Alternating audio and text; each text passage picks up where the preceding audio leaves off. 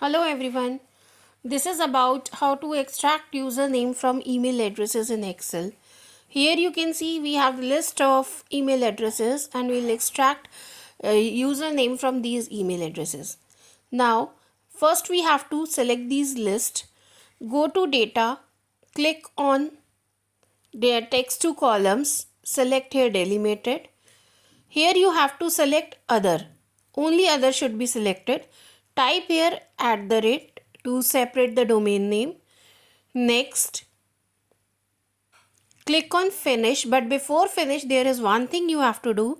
You have to select the destination cell. Means where you want to put the resultant columns. Now here we have two separate columns. One is for username, another is for domain name. Here we can delete the column with domain and we can keep only the usernames list to get the data. So this is an easiest way to extract username from an email addresses.